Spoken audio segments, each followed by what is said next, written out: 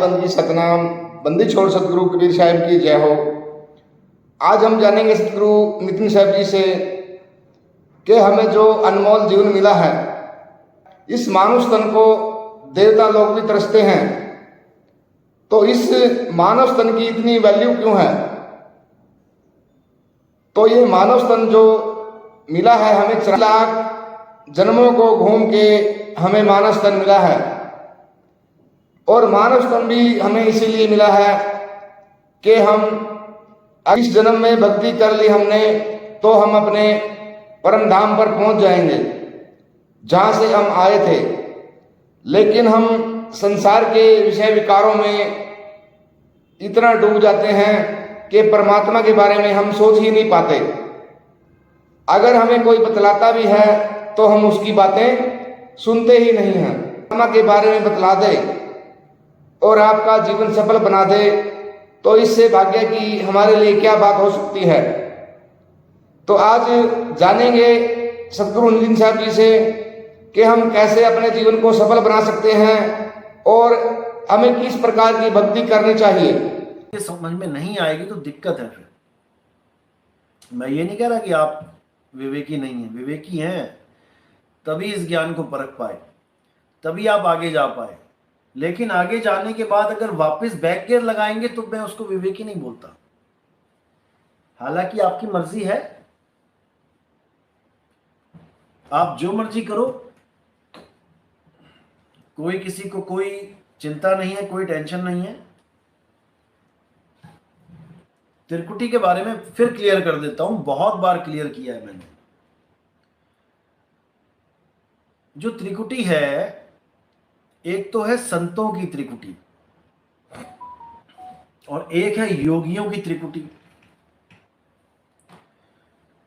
जो योगियों की त्रिकुटी है उसमें बहुत से योगी ध्यान लगाते लगाते दुनिया छोड़ के चले गए, लेकिन उनका कुछ बना नहीं। कोई कहे कि उनको परमात्मा मिल गया, भूल जाओ। साहिब कहते हैं त्रिकुटी मध्य ध्यान लगावे और कहो कहां को जावे, और द्वार ना पावे शब्द का फिर भटका खावे। शब्द का द्वार नहीं मिलेगा जब तक तुम्हें त्रिकुटी से आगे का ज्ञान नहीं मिलेगा। जो योगियों वाली त्रिकुटी है वो यहां पे है, आंखों के बीच में, और सभी आंखों के बीच में ढूंढ रहे हैं। इंगला पिंगला सुषमना त्रिकुटी सबका धाम। जो भी परमात्मा की बात कर रहा है उससे जाके पूछो परमात्मा कहां रहता है, तो यहां रहता है, बताएंगे। त्रिकुटी सबका धाम, नी अक्षर श्वासा रहित वाका भिन्न मुकाम।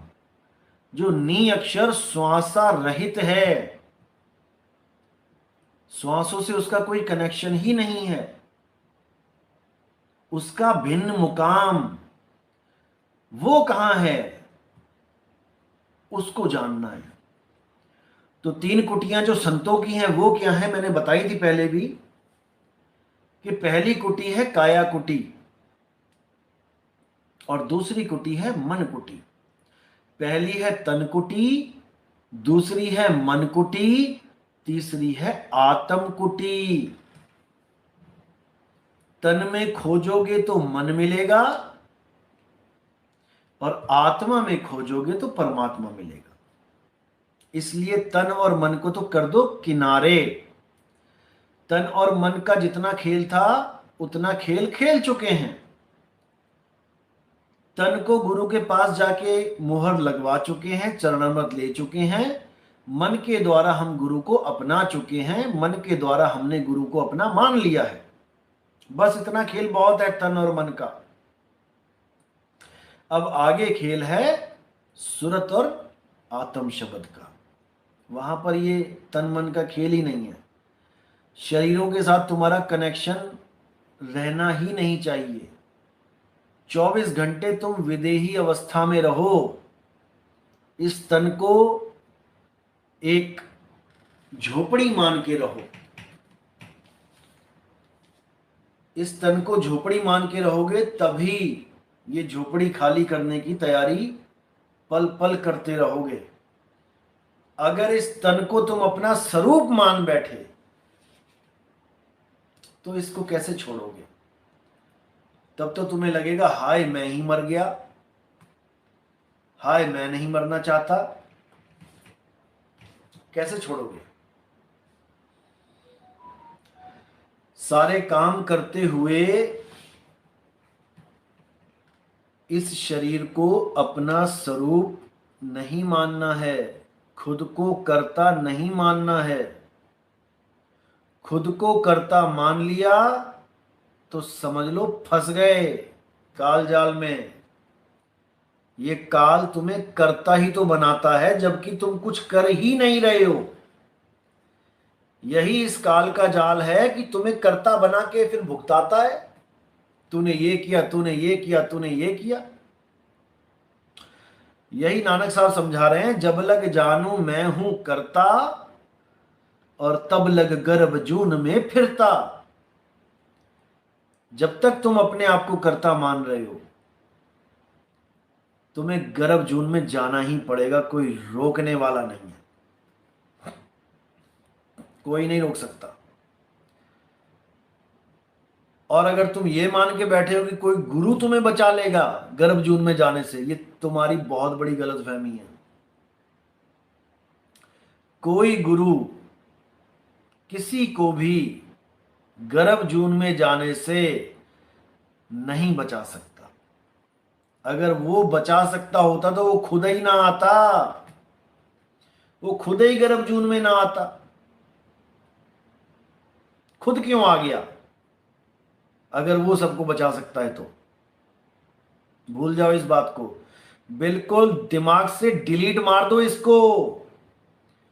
अगर तुम्हारी आस हल्की सी भी देही गुरु में लगी रही कि वो मेरी मुक्ति करवाएगा तो तुम्हारी हालत खराब होने वाली है। वो केवल अर्थ है। देही गुरु अरदास लगाता है कि इस बच्चे का कल्याण हो जाए, परमात्मा इस पर दया कर दो। 1000 बार बोला है, 1001वीं बार भी सुन लो। सेवा को दो ही भले, एक संत एक राम, और राम है दाता मुक्ति का, और संत जपावे नाम। मुक्ति का जो दाता है वही तुम्हें गर्भ जून से बचाएगा। भूल जाओ कि कोई और तुम्हें गर्भ जून से बचा सकता है। गलत फहमी में मत रहना किसी में, पता लगा फ्री में मारे गए। वो बंदी छोड़ है, वो परमात्मा है, वही बचाएगा तुम्हें। और उसके बचाने का तरीका क्या है? जब तक वो तुम्हें समझ में नहीं आया तब भी तुम्हारे भरम नहीं टूटेंगे, तुम्हारा संदेह खत्म ही नहीं होगा। इसीलिए बोला ना, ध्यान विदे और नाम विदेहा, दो लख पावे मिटे संदेहा। ध्यान विदे तो गुरु ने बता दिया आपको कैसे ध्यान धरना है मालिक के नाम पे, और जो नाम विदेहा है ये अनुभव ज्ञान है, ये कोई ले और दे नहीं सकता। नाम विदेहा, जब आप ध्यान धरोगे परमात्मा का, गुरु से विधि प्राप्त करोगे कि सच्ची भक्ति कैसे करते हैं। कोई नाभि पे ध्यान लगा के बैठा है, कोई नाक पे ध्यान लगा के बैठा है, कोई त्रिकुटी में ध्यान लगा के बैठा है। अरे ये पूरी एक ही काया है, ये एक ही बिल्डिंग है, इसके फ्लोर हैं ये। और परमात्मा इस नकली बिल्डिंग में नहीं रहता, परमात्मा इस नकली कच्ची काया में नहीं रहता। अगर परमात्मा इस काया में रहता होता तो ये काया से कोई गलत काम ना होता कभी, और ना ही इस काया का कभी नाश होता। तो क्या करना है? गुरु जो सच्ची विधि बताता है उसको अपने जीवन में अप्लाई करना है। कैसे अप्लाई करना है? सुरत शब्द योग के द्वारा। सुरत यानी तुम्हारा जो ध्यान है, और शब्द यानी तुम्हारा सच्चा स्वरूप है। क्योंकि तुम्हारा सच्चा स्वरूप और परमात्मा का स्वरूप ये दो नहीं हैं। जब तक तुम्हें ये नहीं समझ में आया तब तक तुम किसी और के स्वरूप को देखने के लिए ललायित रहोगे। तुम्हारा ही असली स्वरूप परमात्मा का स्वरूप है। सत्य स्वरूपी नाम साहिब का, सो निज नाम हमारा। वही मेरा नाम है, वही आपका नाम है, वही परमात्मा का नाम है। कहे नानक ये तेरी वड्याई, कोई नाम न जाने मेरा। सब मुझे किसी ना किसी का नाम जपवा रहे हैं, लेकिन कोई मेरा निज नाम मुझे नहीं बता रहा। बस दिक्कत यही है। और जब तक निज नाम नहीं मिल गया, जब तक हमारी मुक्ति होने वाली नहीं है। तीन गुणों की भक्ति में भूल पड़ा संसार। और कहें कबीर निज नाम बिन, कैसे लागे पार। मेरा निज नाम यानी मेरा आत्म स्वरूप। कोई 52 अक्षरी निज नाम नहीं है। कि कई लोगों ने, कई गुरुओं ने क्या किया, तुम्हें तुम्हारा ही नाम रटवा दिया। किसी का नाम विमला है, विमला का ही नाम लेने गुरुजी ने पूछा बेटा तुम्हारा क्या नाम है, बोलती विमला है। तो गुरुजी कहते बेटा विमला विमला ही जपो, यही तुम्हारा निज नाम है। और विमला को कल को होश आया कि नहीं ये नाम अच्छा नहीं है, मैं तो नाम बदलना चाहती हूँ, अखबार में निकलवा दिया। विमला से कमला बन गई। अब गुरुजी के पास गई, गुरुजी मैंने नाम बदल लिया, अब भी विमला विमला करूं या कमला कमला करूं? Oh my God. तो ऐसे भी ड्रामे चलते हैं भाई दुनिया में। लेकिन आपने होशियार रहना है, खबरदार रहना है। सोवोगे तो चोर बाजी मार जाएंगे, और जागे रहोगे तो खजाना सेफ रहेगा। तभी साहिब कहते हैं तेरी गठरी में लागा चोर मुसाफिर जाग जरा। अरे 5 25 3 है चोरवा, इन मिलकी ना सोर मुसाफिर जाग जरा। 5 25 3 ही चोर हैं, और कोई चोर नहीं है कि तुम किसी और चोर को चोर समझ रहे हो। 5 25 3 है चोरवा।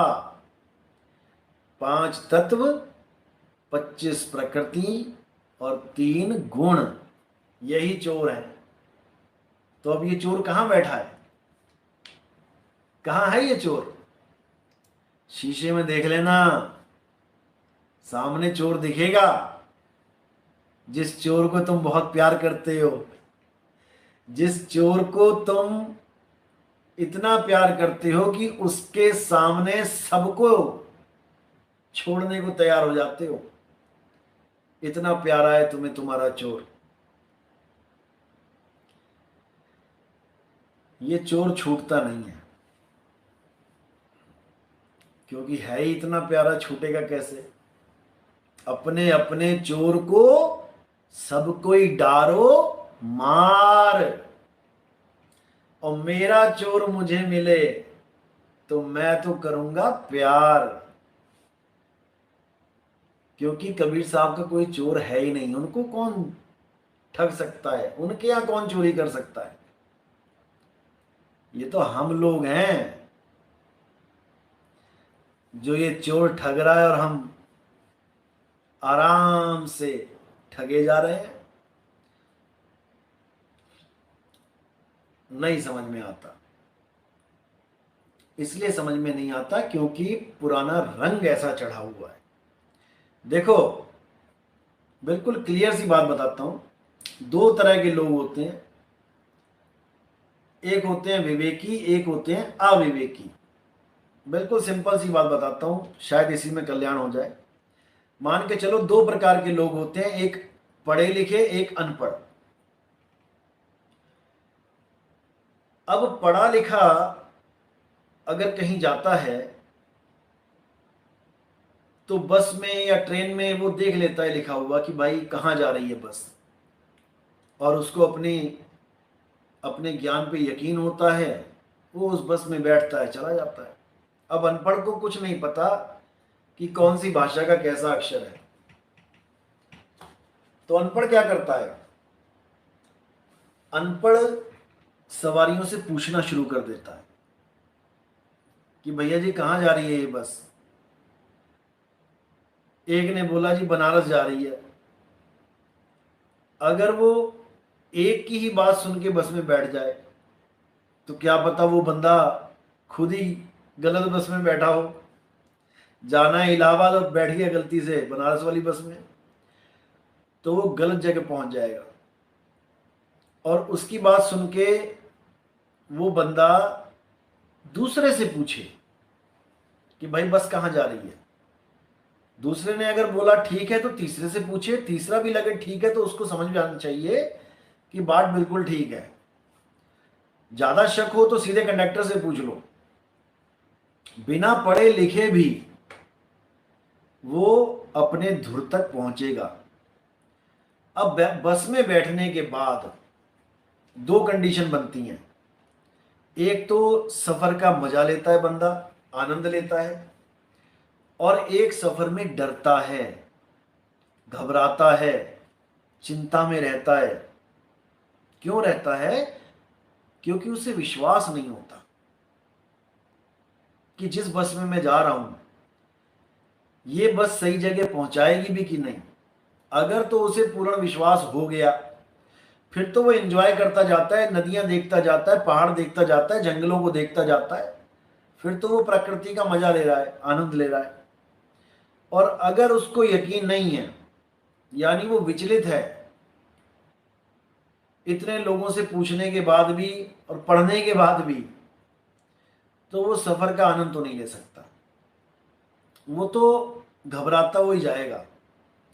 बिल्कुल सेम फंडा यहां पर भी है। आप आए, आपने देखा कि भाई ज्ञान तो बढ़िया समझाया जा रहा है, समझ में भी आ रहा है, लोगों को भी देख लिया कि हाँ भाई लोग जुड़ रहे हैं, नाम दीक्षा ले रहे हैं, अलग अलग धर्मों के ले रहे हैं, हिंदू आ लिए, सिख आ लिए, मुसलमान आ लिए, ईसाई आ लिए। इतना कुछ देखने के बाद भी अगर आपका विश्वास पूर्ण रूप से नहीं बना इस भक्ति में, तो नाम लिया ना लिया बराबर है। आपने फिर इसका मतलब जल्दबाजी में नाम लिया है। और मैंने पहले ही बोला था कि जो जल्दबाजी में यहां पे नाम लेगा वो कुछ दिनों का मेहमान है। पहली बात तो वो खुद ही शंकाओं में घिरा हुआ है, और दूसरी बात कि इतने सारे मगरमच्छ बैठे हैं उस बेचारी जान को फंसाने के लिए। पहले तो वो खुद ही शंका में घिरा हुआ है कि पता नहीं रास्ता सही है या नहीं। आज तक तो सारे बाबा त्रिकुटी में बताते रहे, ये नया बाबा आ गया कहता त्रिकुटी में ध्यान नहीं लगाना है। तो पहले तो यही शंका मन में घर कर जाती है, विश्वास नहीं बनता जब तक अनुभव ना हो। लेकिन ऐसा नहीं है कि अनुभव नहीं होता, कई लोगों को तो नाम दीक्षा से पहले ही ऐसे ऐसे अनुभव हो जाते हैं। परमात्मा की ऐसी है कि वो कहते हैं भैया हमें यही चाहिए, ये सही है या गलत है बात की बात है, लेकिन जो मुझे अनुभव हो रहा है मुझे ये पूर्ण अनुभव चाहिए। क्योंकि थोड़ा सा ट्रेलर दिखाते हैं मालिक। जब आप कहीं जाते हो गली में और कहीं से खुशबू आ रही हो, तो भले मान के चलो हलवे की खुशबू आ रही है, कड़ा प्रसादा बनाया किसी ने, ते भावें कड़ा प्रसादे तक तुसी पहुंच नहीं पाए, फिर भी गली च जिहड़ी खुशबू आ रही है थानू एक बार तो खड़ा दोगी कि वाह भाई। मतलब हिंदी में बता देता हूं, यानी आप अगर किसी गली में जा रहे हैं और कहीं पर हलवा बन रहा है देसी घी का, तो भले आप कढ़ाई तक नहीं पहुंच पाए, लेकिन उसकी खुशबू जहां आपको आएगी तो 2 मिनट तो आपको खड़ा कर देगी वहीं पे कि क्या बात है। अब उसकी खुशबू ही तुम्हें खींचती ले जाएगी अगर तुम्हें वो सच में चाहिए तो। और जब खुशबू आ गई, फिर कोई 1000 बार बोले नहीं नहीं नहीं कोई कड़ा प्रसाद नहीं बन रहे अंदर यानी कोई 1000 बार कहे नहीं नहीं नहीं अंदर कोई हलवा नहीं बन रहा है, ओ भाई खुशबू आ रही है। तेरे कहने ना कहने का फर्क नहीं पड़ता यहां पे। तो जिसको उसकी मस्ती का ट्रेलर मिल जाए, जिसको उसकी मस्ती का ट्रेलर मिल गया वो तो नहीं रुकता भाई। अब जिसकी किस्मत ही माड़ी है उसको बेचारे को वैसे ही जुकाम हुआ पड़ा, दोनों नाक बंद है, वो बेचारा क्या करे। लेकिन ऐसा नहीं कि उसको हलवा नहीं मिलेगा, उसको उसकी खुशबू नहीं आएगी, आएगी। कुछ दिन रुक जा, जब नाक साफ हो जाएगी तो अपने आप आएगी तो कहने का मतलब यही है कि पूरा विश्वास रखो। विश्वास से बड़ा कुछ नहीं है। कहें कबीर सुनो भाई साधो, मैं तो हूं विश्वास में। मैंने बोला है कि जब भी तुम्हें लगे कि तुम भ्रमित होने वाले हो, कोई त्रिकुटी वाली बाणी पढ़ के, कोई श्वासों वाली बाणी पढ़ के, कोई भी इंगला पिंगला कुछ भी है ड्रामा जितना भी है ये, इसकी बाणी सुन के लगे तुम्हें कि तुम भ्रमित होने वाले हो, तो तुम चुप करके ये भजन सुन लिया करो। कौन सा? मोको कहां ढूंढे रे बंदे, मैं तो तेरे पास में। अरे नहीं, प्राण में। कट गया ना प्राण। ये वायु वाले जितने ये पंप लेके घूम रहे हैं गुरुआ लोग, हवा भरने के लिए तुम्हारे अंदर कि वायु में परमात्मा है, वायु में, ये पंप उनका उखाड़ फेंका एक ही वाणी में। नहीं प्राण में, नहीं पिंड में। ये पूरा पिंड, इसमें परमात्मा नहीं है। लाखों आए और इस पिंड में ढूंढ ढूंढ के लाखों चले गए। नहीं प्राण में, नहीं पिंड में, ना ब्रह्मांड आकाश में, और नाम है त्रिकुटी भंवर गुफा में। कट गई त्रिकुटी? अभी भी त्रिकुटी में ढूंढना है क्या?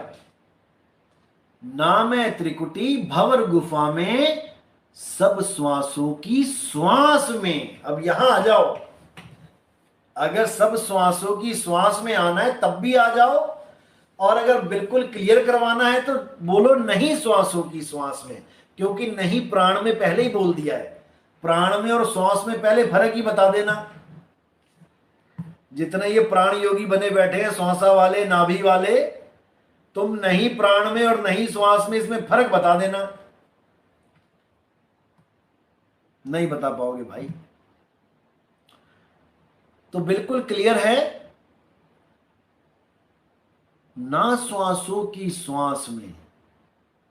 अगर ना श्वासों की सांस में बोलना है, क्योंकि ये वाणी में दोनों प्रकार से बोला गया है, नहीं श्वासों की श्वास में बोलना है तो इसका मतलब he is not available in your breathe, in your breath he is not available. और अगर सब श्वासों की श्वास में ये बोलना है तो फिर आ जाओ, श्वासों की भी जो श्वास है उसमें वो है। अब श्वासों की श्वास का मतलब क्या होता है? जैसे हम कहते हैं देवों के देव महादेव। एक देव होते हैं इंद्रदेव, वायुदेव, अग्निदेव, ये देव, वो देव,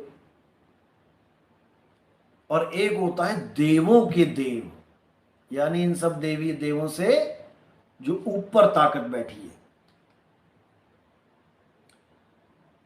तो हर श्वासों की श्वास में, यानी जो श्वासों की भी श्वास है, जिसकी वजह से सांस चल रही है,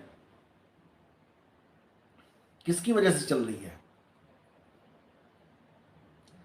थोड़ा दिमाग लगाओ, परमात्मा ने बुद्धि दी है, इंसानी चूल्हा दिया है तुम्हें, तुम्हें 1,84,00,000 से ऊपर बैठाया ले जाके, लगाओ दिमाग। ये श्वास किसकी वजह से चल रही है? ये दिल किसकी वजह से धड़क रहा है? ये ब्लड किसकी वजह से दौड़ रहा है? ये सांस रुक जाती है, ब्लड रुक जाता है, दिल धड़कना रुक जाता है, क्या चीज जुदा होती है? बस इसी को समझना है। जब तक आत्मदेव की कृपा रहती है तब तक ये खूब दौड़ता है, खूब भागता है, एंजॉय करता है।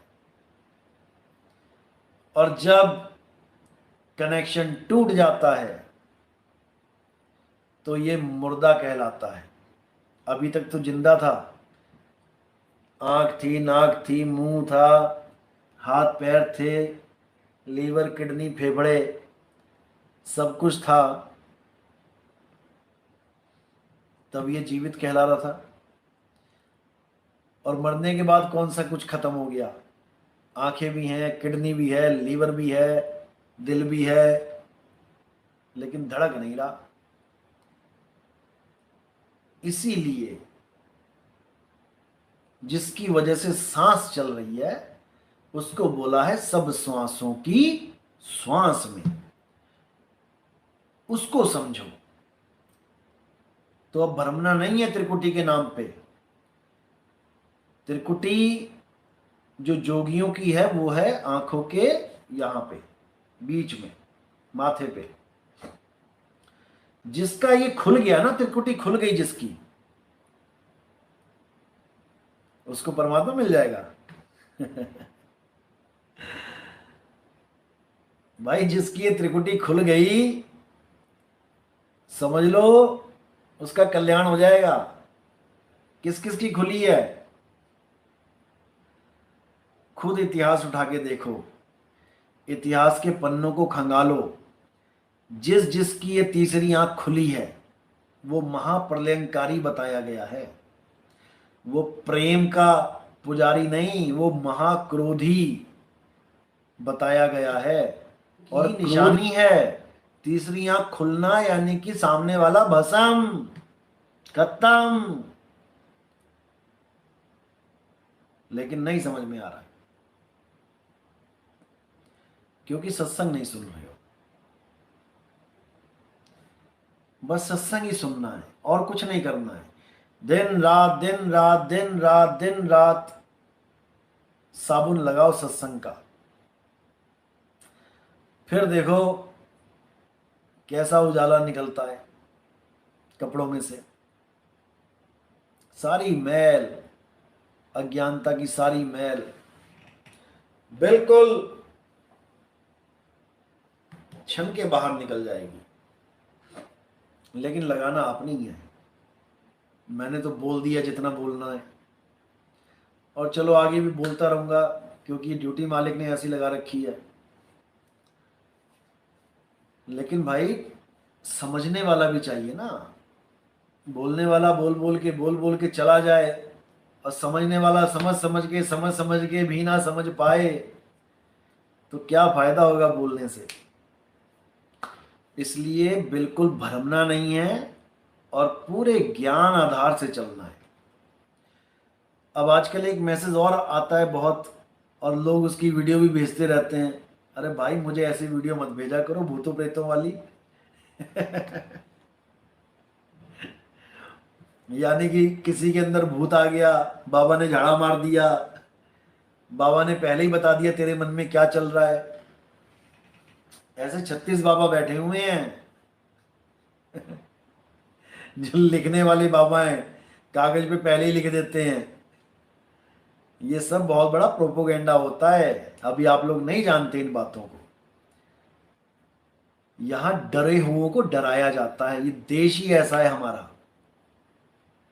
और यहाँ पे डरे हुए की कोई गिनती नहीं है। यहाँ पे इतने लोग मिल जाएंगे डरे हुए कि आप गिनती भूल जाओगे। अभी कह दो किसी कॉलोनी में जाके कि शनिदेव का प्रकोप होने वाला है, आज सब शनिदेव के वहां जाके दूध चढ़ा दो, भाई ये दूध भी चढ़ा देंगे, जबकि शनिदेव का कोई लेना देना नहीं है दूध से। तो ये डरतों को डराती दुनिया है, जिनके नाम पे झाड़े लगाए जा रहे हैं, हनुमान जी के नाम पे। हनुमान जी ने कभी झाड़ा ना लगाया किसी का। नहीं तो हनुमान जी के हाथ में गदा की जगह झाड़ू होता, मोर पंख वाला। भाई समझो बात को, हनुमान जी ने कहीं पे भी किसी का भी झाड़ा लगाया हो तो मुझे प्रमाण दे दो। जो बंदा, जो भगवान इस दुनिया में रह के कभी एक झाड़ा नहीं लगाया जिसने किसी का, उसके नाम पे सारे झाड़े लग रहे हैं। अब बताओ। और कोई कहता मेरे अंदर हनुमान आ गया, मेरे अंदर माता आ गई। एक वीडियो भेजी थी किसी ने, बहुत बढ़िया लगी। वो कहता जिसके अंदर माता आ गई, जिसके भी अंदर माता आ गई, कैसे चेक करें कि माता आई है या कुछ नहीं है उसमें? कहता चिड़ियाघर ले जाओ, वहां शेर के पिंजरे में उसको डाल दो, अगर उसके अंदर माता आई होगी तो शेर पे चढ़ के बैठ जाएगी। और अगर माता नहीं होगी तो शेर उसके ऊपर चढ़ के बैठ जाएगा। बिल्कुल दूध का दूध पानी का पानी। यानी कि कोई संदेह वहां पर रहना ही नहीं है। और जो कहते हैं हनुमान जी आ गए किसी के अंदर, बालाजी प्रवेश कर गए और पता नहीं क्या क्या बोलते हैं, तो हनुमान जी तो उड़ते हैं। अगर वो बंदा उड़ने लग गया तो समझ जाना कि हनुमान जी आ गए, और अगर बंदा नीचे गिर गया तो समझ जाना कि तो भाई ये भारत देश है, यहां सब चलता है, यहां सब चलता है। धर्म के नाम पे, आस्था के नाम पे यहां सब चलता है। बस तुम सवाल मत करो इन लोग से, तो सब ठीक है। जहां तुमने तर्क किया वहीं ये सब तुम्हारे विरोधी बन बैठते हैं। क्यों? क्योंकि धंधा है, भगवान के नाम का धंधा है। बड़े बड़े आश्रम बनाने हैं, पैसा इकट्ठा करना है, एक पैसा लेके नहीं जाना इन्होंने कहीं। इनसे कोई इतना पूछ ले, केवल अपनी अपनी अपनी अपनी अपने अपने दुखड़े लेके जाते हो, पुच्छे लेने जाते हो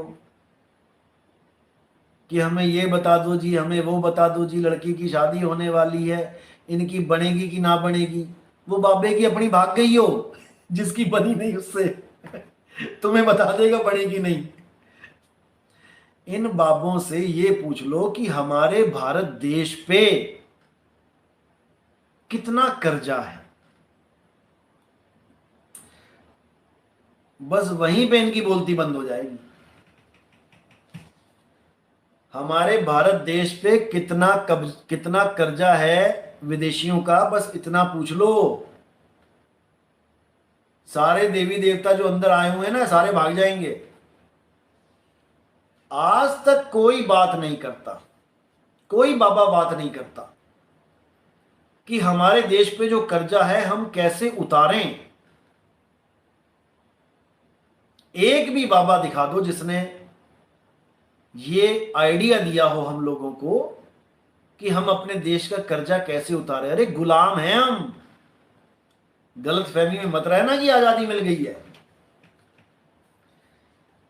जब तक हम कर्जदार हैं हम गुलाम हैं। जब हम इस कर्जे से मुक्त होंगे तब हम अपने डिसीजन खुद ले पाएंगे, नहीं तो भूल जाओ। तो अगर कोई बाबा लोग इस दुनिया में कुछ करना चाहते हैं भारत देश के लिए, तो हमें आश्रमों की जरूरत नहीं है भाई। बहुत बड़े बड़े बना लिए, हर शहर में 5, 10, 25 बना के बैठे हो। हमें ये बताओ कि भारत का कर्जा कैसे खत्म होगा।